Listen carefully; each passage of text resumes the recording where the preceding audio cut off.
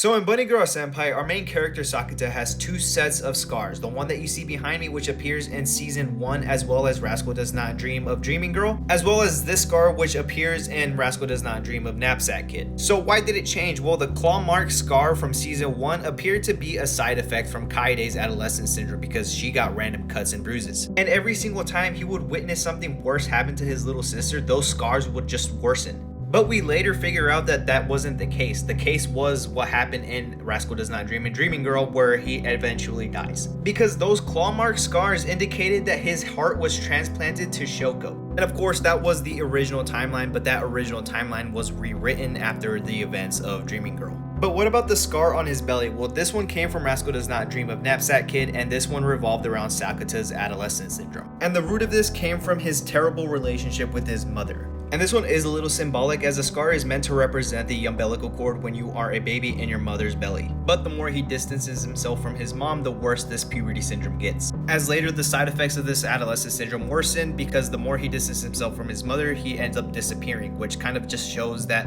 if you don't have a mom, you're ceased to exist. But yeah, that's how he has two scars.